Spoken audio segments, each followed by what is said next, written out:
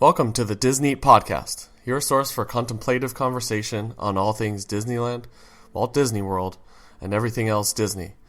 Visit us at our website, www.disneat.com, that's DisNEAT.com, or at one of the many social media outlets, Twitter, Facebook, and Instagram. Enjoy the show!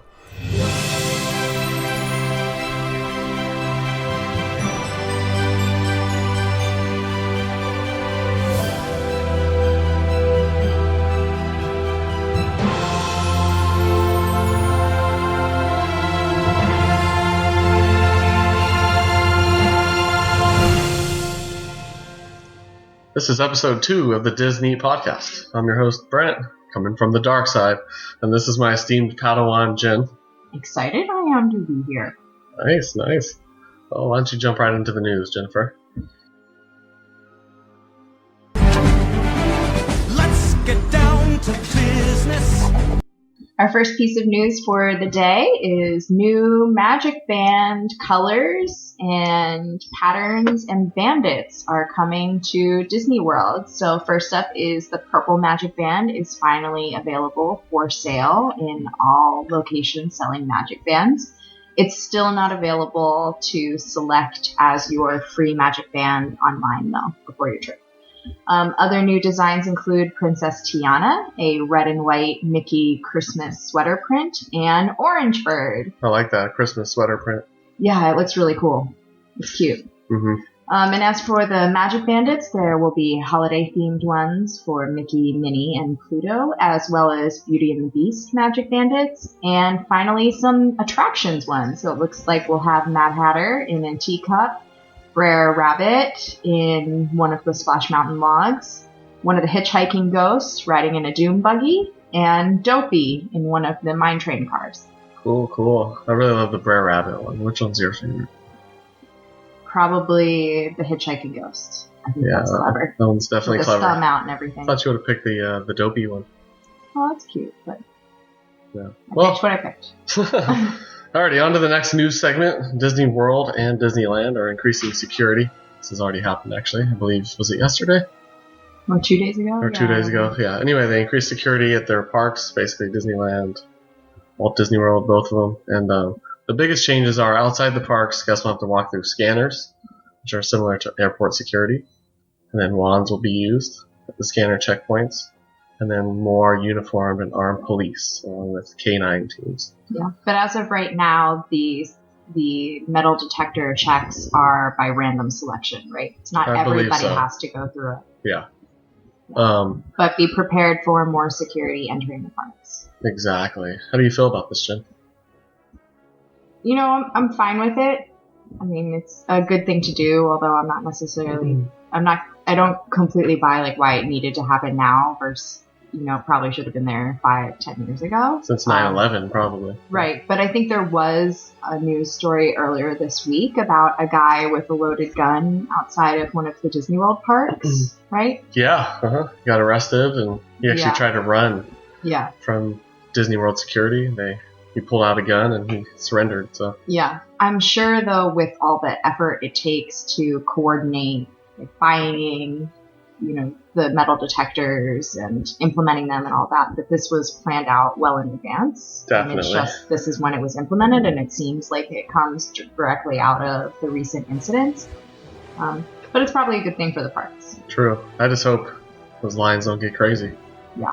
It's the likely scenario. Actually, now that I think about it, it's funny that it happened now as opposed to, wasn't it like a year or more ago when a cast member dropped some sort of backpack explosive in a trash can in Magic Kingdom? Yeah. Or was that right. Disneyland? I forget which one. Yeah, I forget.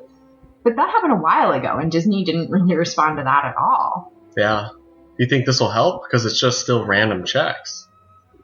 I mean, I've never really felt at risk in a Disney park. Have you? No, never. That's why I love those places. I mean, maybe it's being naive, but no one's attacked a Disney park yet. Right? Oh, don't jinx it. But yeah. Right. But it's probably a good thing to do. So. Definitely. Well, inside the parks, they will have also some changes. No longer toy guns will be sold.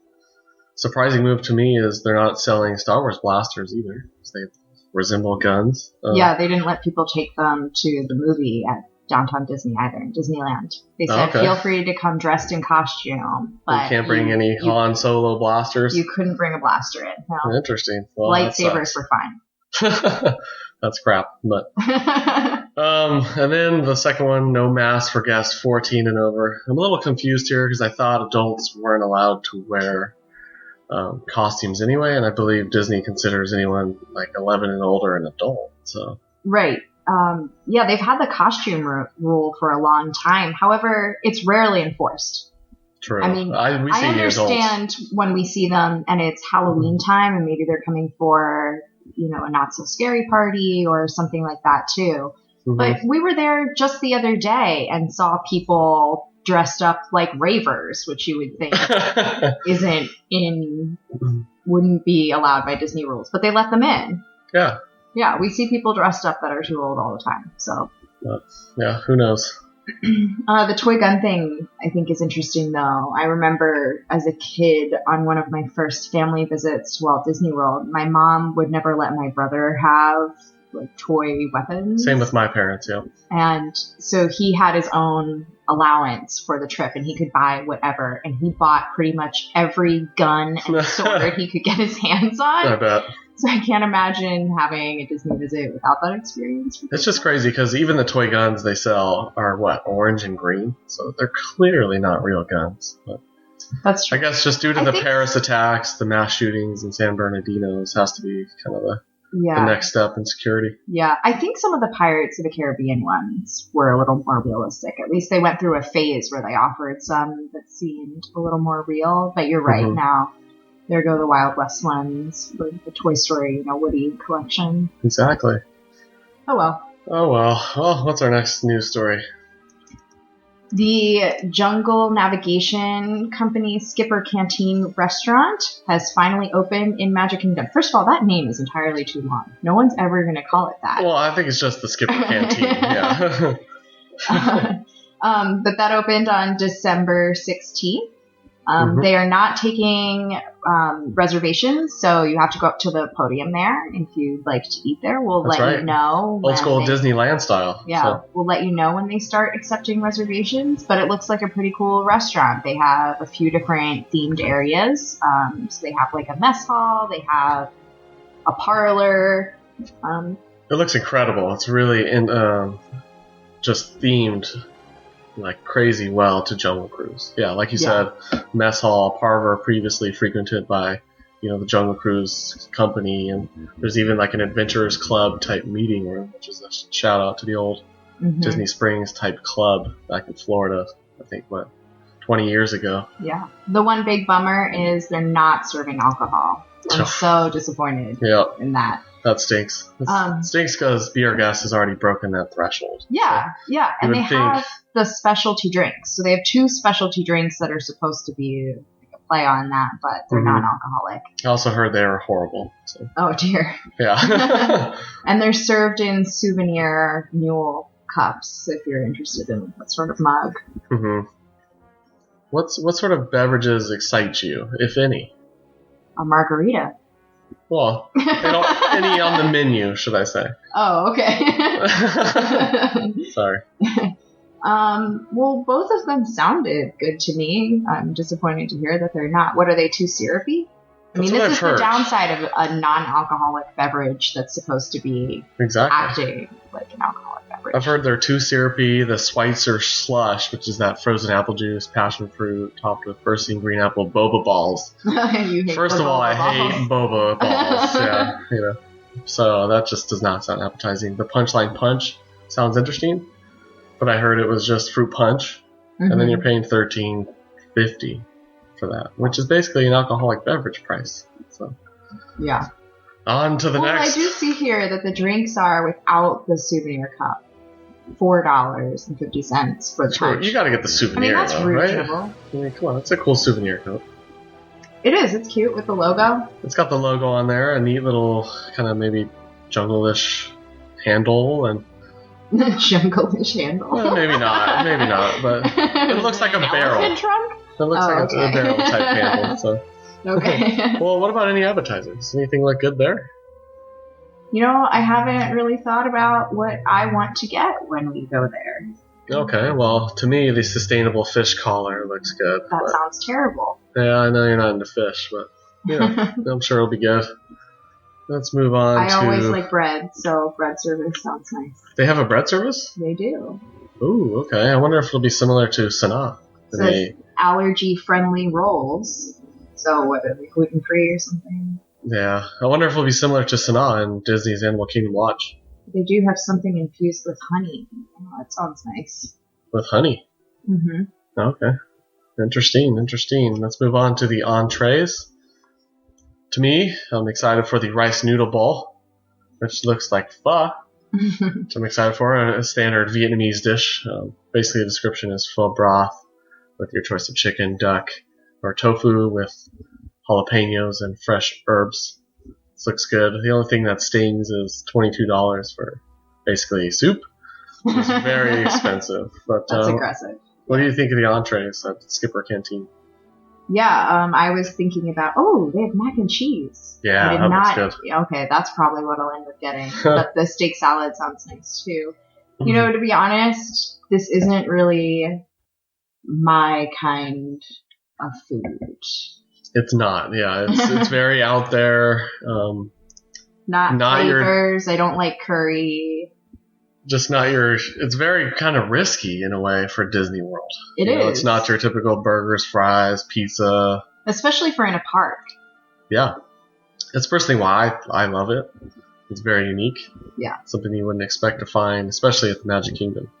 Yeah. So, let's move on. And I think the final thing is desserts. I know for me, the one thing I'm definitely going to try is the kungaloosh. Yeah, that sounds incredible. Which is an African-inspired chocolate cake with caramelized bananas with cashew caramel ice cream topped with coffee dust. Yeah, that sounds perfect. Sounds amazing. Coffee dust, though. That's fine. It's just dust. So. Right, but what is that? Coffee dust. It's like those chocolate shavings, but probably coffee flavored. Okay. So. You better hope so. Yeah, we'll see. It's not like the stuff at the bottom of my cup at the end of the day. If you just dried it out, sprinkle it on your food. I hope not. Yeah. But, to summarize, I think we're extremely excited to try this. I think we're going to go, January 3rd? Yeah. January 2nd or 3rd. Try this new restaurant out, and can't wait. So, on to the next topic. Rumors, a section we always do every week here at the DisNEAT podcast. We only have one rumor this week. That is the Cove Bar expansion rumor. December 12th, we talked to a cast member working at the Cove Bar at Disney's California Adventure. They said the Cove Bar expansion would be open by December 23rd, 2015, and that the menu would be expanded as well, including new drinks and food options. So, sounds exciting. Can't wait for it to have more capacity and hopefully shorter lines. Definitely. I still think it's a bummer that they expanded back away from World of Color. Obviously, a lot of people... It gets busy at night because people want to go there to be able to watch the show. So I wonder how good of a view you'll have for that. But it'll still be nice to be at least up at Cove Bar while the show's going on. I agree. I definitely agree with everything you said. Basically, they should have expanded more on the water, for just a better view. Well, it is on the water. Harder. It's just back towards... Well, what I mean was more with a World of Color, Mickey's Fun Wheel type view. Yeah. Instead, they moved it back. Yeah. But I guess it's really hard for them to expand above that. They would have to close Ariel's Grotto down, shut that down for who knows how long. They lose that revenue stream. Yeah. And so, not very practical. Yeah.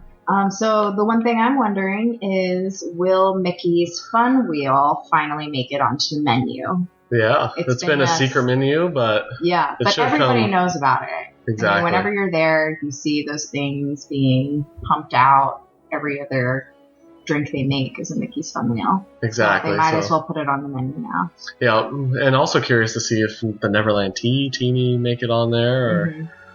Black I've seen Pearl. it on before as a limited time offering. It did? Yeah, I remember. Yeah, it was on for like a month or two, maybe back in the spring.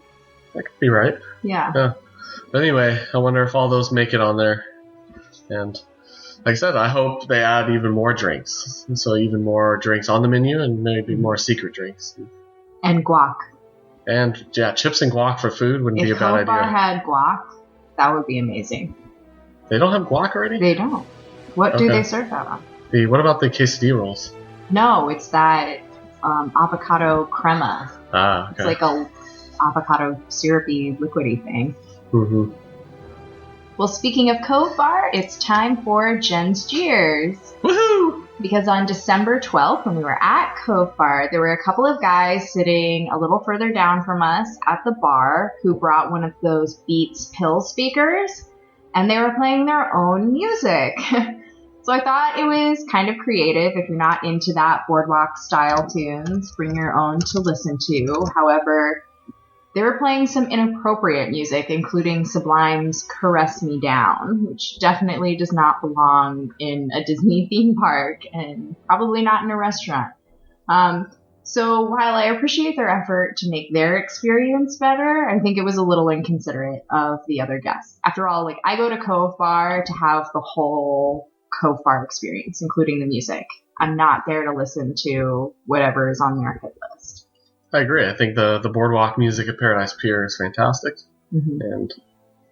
And we don't need to listen to that crap. Yeah. So. And I'm actually really surprised that the bartenders let it go on. I mean, that was what's surprising. They must have been there for at least 45 minutes while we were there, and they were already seated and eating before that. So I'm thinking they must have been locals or just knew the bartender. Remember, they had kind of a shtick with the bartender. They did. So maybe, it doesn't excuse Disney, though. But even if you have a good relationship with one bartender, I'm still surprised that the managers and everyone else there would let them continue to play it. Yeah, it's so and true. they even stood around after they paid the bill, and there's a huge line of people waiting to get in before World of Color. They stood there for another 20, 25 minutes just listening to their music on the bar. Not drinking, not doing anything. And the one chick was way gone. That she was. And that's my jeer for the week. So, Brent, what's your Bravo? Bravo this week is about the Disneyland Silhouettes. Great. So, for this podcast, we were looking for a certain kind of art. So, we went to Disney's California Adventure. We thought we were going to get a caricature for the art. It seemed perfect of our faces and whatnot. We found out it's way too expensive. Something like $35 each person. And then even more for certain colors or something. Exactly. Yeah. It's ridiculous. So, long story short, we went over to Disneyland. And we saw a Silhouette store. Yeah. So we're like, okay, this could work too. And there's no line for it, really, ever. No line, yeah. So we went and got a Silhouette inside there. Talked to the employee, and apparently he worked at Tokyo and Disneyland for I think a combined 20 years. Mm-hmm. Just an expert guy. Did a great job on the Silhouettes. And now it's our featured podcast art. Yeah. So if you check out the art, that's us. And something I really was adamant during Silhouette process is I really wanted my hat in there. So he positioned me in the front, got my hat in there, and it worked out. Yeah, he really took so much time and effort with it. I was impressed. I know he had me sit down again so he could cut out more of the paper to see the layering in my hair, and he added in a bit of your mustache. Exactly. He took so much time, but yet it was super fast. Yeah. It took, all of 10, 15 minutes? Yeah. Oh, it was so great. And we did it at night, so we were watching people walk by to the fireworks and looking at it. It was great. That was funny. And I think one of the best parts, too, since we were looking for something cheap, is it is cheap. Yeah. It was something like $10. $10 and then an extra 15 or 20 for the frame. Right. So and the frame is gorgeous. It ended up being like $35, which is only one person in the caricature. So hope you enjoy our art. Yep, and definitely go get a Disneyland Silhouette done. So, Star Wars The Force Awakens premiered last night, December 18th, 2015. And spoiler alert, it's awesome. And in the same vein, spoiler alert, the rest of this conversation is going to be spoilers for the entire movie. So if you haven't seen it, don't listen. Jen, why don't you tell us about what kind of records Star Wars has broken so far?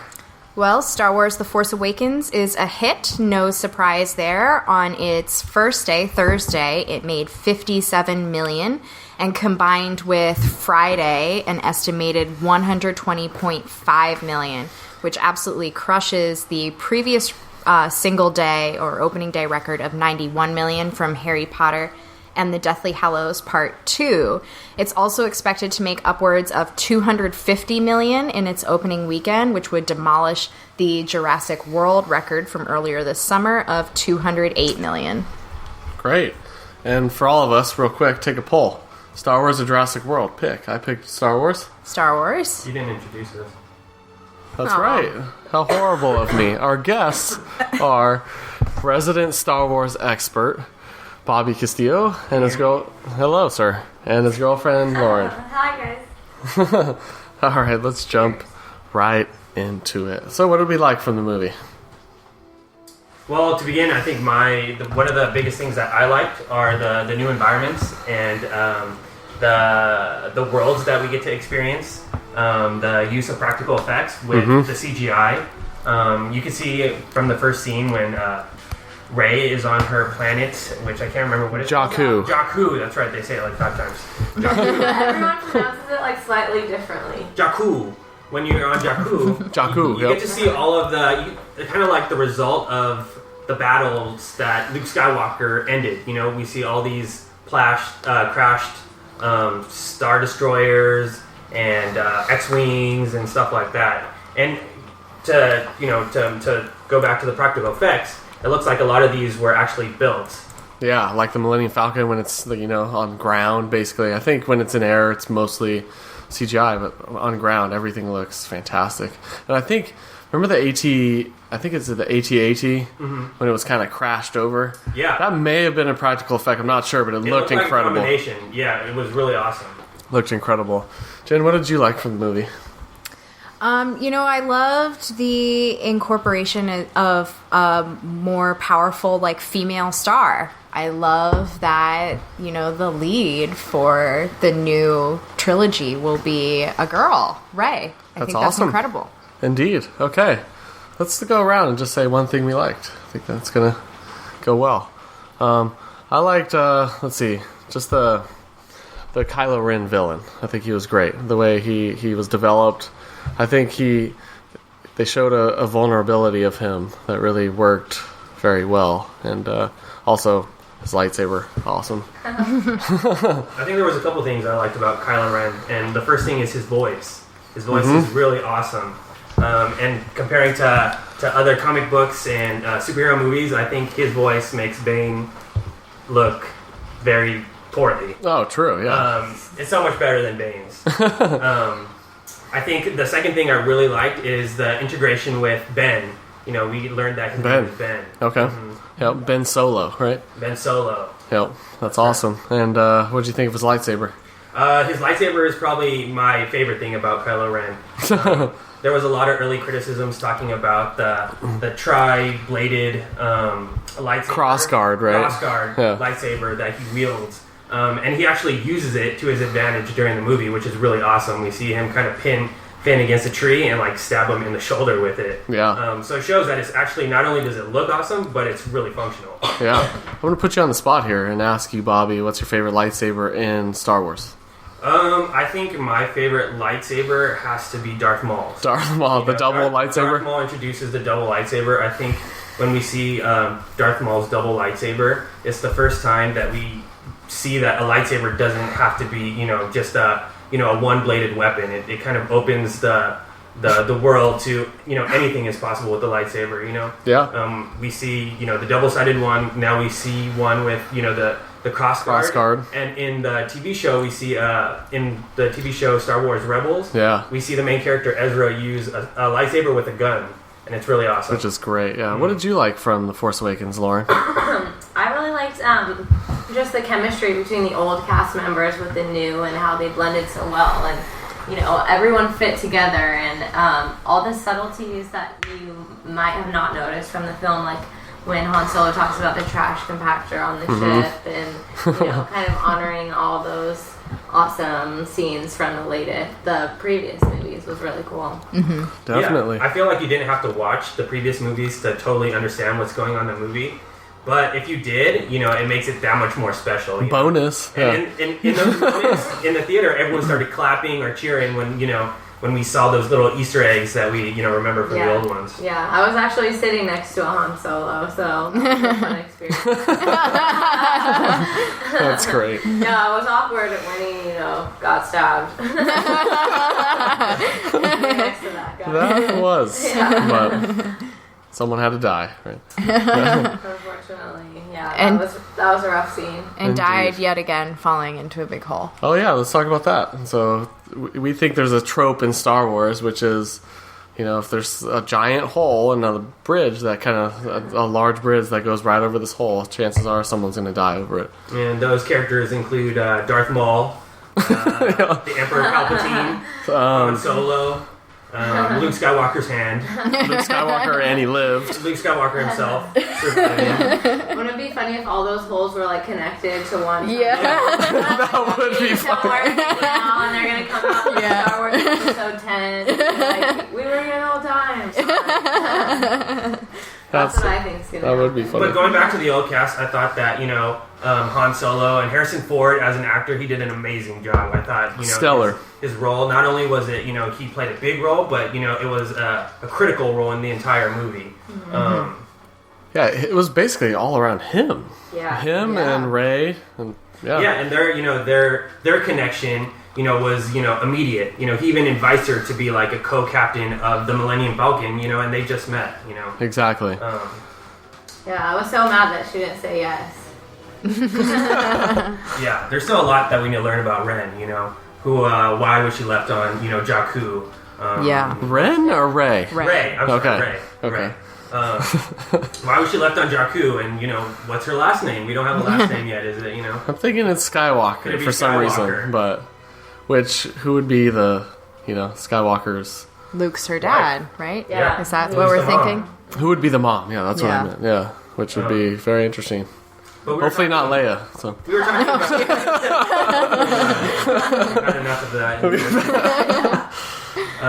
But going back to Leia, I think Lauren and I were talking last night that we were glad to see Carrie Fisher in the movie, but we weren't too impressed with her role in the movie. she was very, what did you say? Slow and old. She's subdued. Yeah. Yeah, And, subdued. it could be the trauma of losing her son to the dark side, but And eventually her, her flame too, Han. So Yeah. spoiler. but I'm sure we're going to see more of her in the upcoming movies. So hopefully we'll get to see a little bit more of that. Yeah, definitely. Well, Her in action. The other thing I liked was BB-8. I know a lot of people have Oh, yeah. been talking some smack about him, but I think that he had an emotional complexity that R2-D2 didn't have. Yeah, And his head movements, he could he look could down. he could look cute, right? yeah. Curious. Yeah. And he was really cute. And it's not Yeah. like they're trying to replace, R2-D2. Right. R2-D2 has a special place in our heart, but now BB-8 is going to have, an Yeah. equally, Yeah. important place in the Star Wars. But I'm glad they tied them together too. They did. Yeah. They did. And it was awesome to see them, face to face and trying to, Exactly. It was great. And actually they needed each other to find, to complete the map. Yep. Exactly. So, which is just genius, really. But Yeah, I mean, and I think the thing I liked is probably the practical effects, where they, unlike the prequels, which heavily relied on CGI and, lightsaber battles to make the movie interesting, this movie used a lot of other, practical effects, such as, C-3PO is no longer CGI, was he CGI in the prequels? He was. Wow. Okay. And Chewbacca as well. When they're on the planet Kashyyyk, all the Wookiees were CGI, and it just Yeah, there true. was no connection there. True. But I think this new Chewbacca, is he like a combination of practical effect and CGI? Maybe. What do you think? I don't know. Body. Actually, to me, it looked almost entirely, Just a brilliant just a costume. really good costume. Yeah. Wow. Jen, you said the person that's I don't know That's him right. personally, but I saw on Facebook. So I went to Penn State, and I saw on Facebook that the actor for Chewbacca was a Penn State basketball player. So I'm not surprised. You can find like a 6'8" guy and put him in a suit, and he could play that. Yeah, he's just huge, so it makes sense. It's incredible. Well, there's not many downsides, but let's talk about what negatives, if any, that we thought happened in The Force Awakens. I think the first one is Captain Phasma. Captain Phasma, yep. Is the one. I was a little disappointed that that Captain Phasma's role was just really, really small. I think they Super sold small. Captain Phasma as like a big character, the right hand They of did. Kylo Ren, and we only saw Captain Phasma for 2 minutes. A couple of times. It's a shame, too, because she's Brienne of Tarth, actress from Game of Thrones, and would have liked to seen her without her helmet off, her helmet off. And we got none of that. Really, we heard her voice, and that's it. Because, her armor's so cool, and, if she's a captain, she's going to kick some butt. But we didn't get to see any of that. Actually, it was the opposite. She got held captive and thrown into the trash compactor. Yeah. And she has like a silver kind of stormtrooper suit. Yeah, Right? really cool. People were kind of questioning, that, like, why is there a silver one? And unfortunately, I feel like that's something that they didn't really, for me, kind of explain prove, or like it was like just it there, belongs. right? Mm-hmm. Like, oh, we're just going to do this because it looks cool, right? I think the other downside is the new big villain, Snoke. Oh yeah, Snoke. Snoke. It's hard to say. Supreme Leader Smoke. I'm just going to start saying Supreme Snoke. Snoke? With an N? I'm going to look that up. We're really not sure what his name was. Well, in the meantime, while our resident advisor here looks it up, we're just going to call him Supreme Leader. I am not a fan because I think he looked a little too Marvel-y. He looked a little bit too much CGI. like Thanos sitting on his big chair in space. Yeah, it was a little confusing because at first he looked like a giant. I thought that they were going to introduce giants into the To Star Wars mythos. galaxy. Yeah, that would be something I probably wouldn't be too hot on. But as we find out, that he's a projection, so I'm sure We don't know if he could be really small, and maybe he just wants to appear big, or So yes, confirming it is the Supreme Leader Snoke. Snoke. Okay, we got it now. And to clarify, he's the guy that plays all the Planet of the Apes guys, the Gollum. He's the Andy Serkis. Yeah, he does the motion capture. Yeah, and I'm so he's glad great at that, but I feel like he was almost wasted playing Snoke. Yeah, and hopefully we get to see a little bit more of him because first look it kind of looked like a combination of Gollum and Voldemort. Yeah. It did. And it was It kind of did look like that. He kind of looks all shrivelly, just like the Emperor. So Yeah, like Palpatine's little cousin. he got electrocuted as well. So yeah, I really, I'm sure they're going to bring a lot of him in the upcoming movies, and we're going to see a lot. I just really hope that he's I want to say badass. Can I do that? Sure, that works. Yeah. Minute 13:36. No, just kidding. What I didn't like is, that Rey is all of a sudden a Jedi, almost a Jedi master to begin with, right? Yeah. She all of a sudden picked up all the kendo moves, the lightsaber moves, and there was no explanation. But like I said, we've talked about this before. And Jen, go ahead. I think there's potential there that maybe it's like she's way more powerful than anyone we've seen before. She's so powerful, and she that's doesn't what they're even setting need. it up for, because she's one person that's not conflicted. Anakin was conflicted. Luke was conflicted. She's not. She just knows Even to do. Kylo is conflicted. Right, yeah, Yeah. even Kylo Ren's conflicted, and She's just good. She's the new Yoda. She's just feels Yoda. yeah. Speaking of Yoda, actually, this is a good point, because what was her name in the Cantina?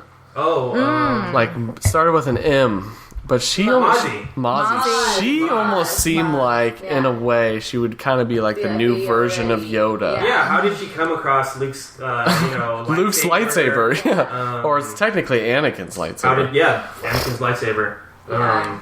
That scene was probably the one I'm most looking forward to watching again, because that's when Rey grabs the lightsaber and it kind of shows that super fast preview of everything that happened to her, but in 5 seconds or less. You're like, wait, slow it down. You know what I like too is like that's an actual like Jedi vision, you know. And in the prequels, they talk a lot about having these visions and can see the future and see the past, and this is the first time I believe that we actually get to see into one of these visions. What it looks like in a Jedi's mind. That's true. So, at first I was kind of turned off to like this, flashback and vision, but, thinking about it, it was actually, I really liked it. Wait, now, Bobby, you've said in the past that those only happen when you're in a Jedi temple, right? Yeah, well, in the TV shows and in the comics, which they were in a Jedi temple. The Jedi temples are actually, it might have been. That's what, maybe it was Luke's temple that Kylo Ren destroyed. What these Jedis go into these temples and train, and they go into like these hallucinations and delusions, and they like train, they train to be stronger mentally and physically and stuff like that. So it actually really looks like a temple now that you bring that up. It does, yeah. I remember thinking, I think we watched the trailer, and we all thought Han was going into a temple. Yeah. And that's where they're going to find Luke. So that's very interesting. Yeah, that's interesting. So I think my another criticism I have is, unfortunately, it's very much like A New Hope, where we find, a new Death Star that's, 3 times bigger. Star Killer Death Star. Star Killer base. Star Killer, which is a, kind of a reference to one of the video games that came out. Starkiller is actually Darth Vader's apprentice. And I'm actually reading here that the Starkiller base actually is a super weapon that destroys just not planets, but the entire planet system. Whoa. Star systems. And actually, I just remembered that Starkiller was going to be Luke's last name in the original Star Wars. Wow. But they didn't think that, Luke should be a Star Killer, so they changed it to, Skywalker. Wow. Oh, that's interesting. Ladies and gentlemen, this is why we keep our Star Wars resident advisor, Bobby, onto the DisNEAT podcast. Thank you for being here, Bobby. But yeah, going back to that, it's kind of like J.J. Abrams kind of copy and pasted a little bit. But it's bigger and better is what he was trying to go for, I feel like.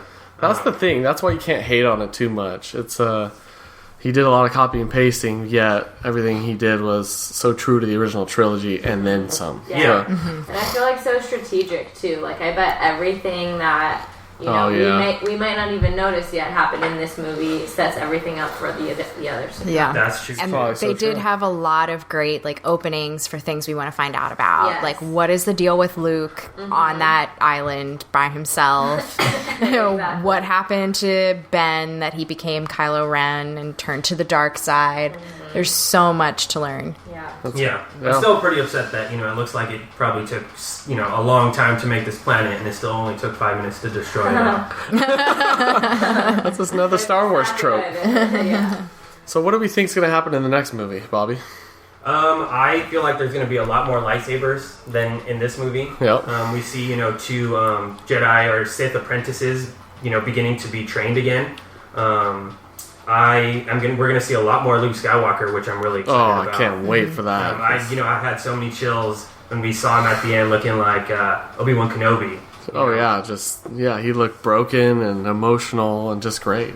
Yeah, so I think we're going to see a lot more of Snoke and Luke Skywalker, which is going to be really awesome. Definitely Snoke for sure, and hopefully they do a good job, because he looks a little CGI-y, fakey right now. But it'll be interesting to see what they do with Finn too. Like, will he become a resistance fighter like he pretended to be in the beginning? Because he doesn't seem like he has, the Force. Yeah. Yeah, exactly. Characteristics for that. I feel like that was one of the biggest kind of flips in the entire movie. He's the one with the lightsaber on the poster, yet it doesn't seem like he's Force sensitive. It looks like it's going to be Rey who's taking over the role as the Jedi, That was one of my favorite jokes in the movie, actually, was Finn saying to Han Solo, "We'll use the Force," and Han saying, "That's not how it works." Yeah.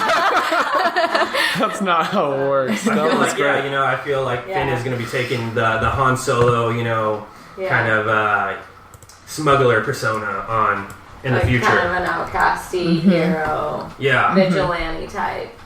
What do you think? Is there going to be a love connection between Finn and Rey? I was just going to ask that too. That's what, Yeah, I'm going to say no, actually. Yeah, I don't think so. I don't know. I'm going to say they're going to make it seem like that, but probably I feel no. like he wants it more Maybe. than she does. Maybe that's usually how it goes no matter what. So. Maybe they're brother sister. Oh, wow. What a spin. Luke and Leia right there reference. And that's just repeating yet again. Yeah, right. I don't know. I think she's too strong and independent to. She doesn't have time for that. Yeah, well, at least for him, you know, like he's like, "How can I help you?" And she's like, Yeah. "I got this. Yeah. Could you not?" Interesting, yeah. But it was so cool to see him like start off as a stormtrooper and kind of, you know, put into perspective everything that stormtroopers themselves like go through to, you know, serve. They did a great job Yeah, you with almost that. feel bad for them. And even like going back to the stormtroopers, you know, their new masks were so awesome. And now they have flamethrowers. Now they have, you know, You have the flamethrower. They have swords that can compete with lightsabers. You know, they're not just the pushovers that they used to be, which I really like. Yeah. Yeah, true. They're not like the horrible shooters like they've been known to be. Yeah, well, again, they don't have very good shots. It's hard to see out of the mask. Yeah, it must be. The mask must get foggy. Exactly. But yeah, we learned that, you know, the clones are no longer any part of, you know, the Empire. They're all retired, and now these are just kids that have been stolen from families, you know? So it's like we're humanizing them a little bit. So what happened with the clones exactly? They just retired? They just, or? you know, I mean, this happened, what, you know, it has to be over 50 years ago, 60 years ago, and they do age quickly, you know, that's how they got them to grow so fast. So if they're not dead, then they've already retired. They're too old to be Okay. you know, in the military. And they actually explained that in the TV show Star Wars Rebels. Nice. Okay. I'll have to check that TV show out. It Really sounds good. It's very really good. You Yeah. know? Who's the villain in Rebels? Is it Darth Vader? Darth Vader, and Darth Vader like has these kind of like junior Sith kind of, and they come and they try to hunt down the main character Ezra, who's a Jedi in training. And he's the one with the gun saber thing? Yeah, and that's the really cool thing about, you know, I think the cool thing about this is they've kind of broken the stereotype of, you know, the lightsaber has to be a single blade. You know, now in Rebels, Ezra has a lightsaber that has a blaster attached to it. Darth Maul has a double-sided lightsaber, and now Kylo Ren has this crossguard. So a lot of people were kind of hesitant to accept that into like the Star Wars, you know, culture. But it's turned out to be really awesome. I mean, in my book. Do you think there will be that gun-type saber in the future movies? I really hope so. Because that thing's awesome. Yeah. Man. It's really awesome. Yeah, Luke needs like an upgrade because the dark side is always like, you know. I don't know. I think I'm more on the side of Really? he should stay with his the single? traditional saber, Yeah. just for I don't know, for old schoolness. I don't know. 'Cause people will like it, you know. I mean, obviously he should upgrade. If it can do the job. Like, Exactly. Don't broke what's not fixing. Yeah. Agreed. Yeah. Well, I think that's it. And we want to thank our guests. That's our Star Wars expert for DisNEAT, Thank you, Bobby, Yeah, of course, and his girlfriend Lauren. From me and Jen, that's it for this episode. Thanks for listening. Make sure to check out www.disneat.com and follow us on Instagram, Twitter, and Facebook. Thanks, guys.